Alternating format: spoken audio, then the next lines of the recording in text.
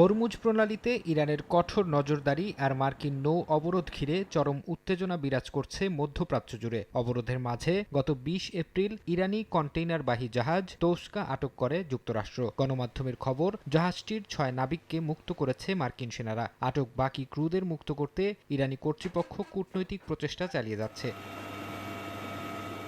ইরানের গণমাধ্যমের দাবি, গত ৩ দিনে অর্ধশতাধিক ইরানি জাহাজ মার্কিন অবরোধ ভেঙেছে। স্যাটেলাইট ট্র্যাকিং তথ্যের বরাত দিয়ে তারা জানায়, এর মধ্যে ৩১টি তেলবাহী ট্যাঙ্কার ও ২১টি পণ্যবাহী জাহাজ ছিল, যদিও এ বিষয়ে মুখ খোলেনি মার্কিন central command.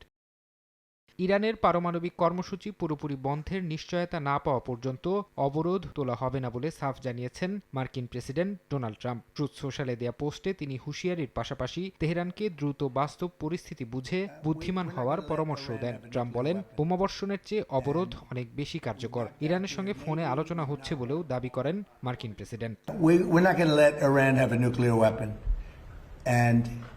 We've knocked out their Navy, we've knocked out their Air Force, and they have some missiles, a small percentage. They have a small percentage of missile-making facilities. We knocked out about 80% of them. The rest could come very quickly if we don't make a deal. মার্কিন হুঁশিয়ারির জবাবে ইরানের সেনাবাহিনী জানিয়েছে, যুদ্ধবিরতির সুযোগে তারা তাদের লক্ষ্যবস্তুর তালিকা ঠিক করছে। আইআরজিসির মুখপাত্র বলেন, যুক্তরাষ্ট্র ও ইসরায়েল যদি আবারও কোনো আগ্রাসন চালায়, তবে তাদের ইরানের সম্পূর্ণ নতুন সামরিক কৌশল ও নজিরবিহীন প্রতিরোধ মোকাবিলা করতে হবে।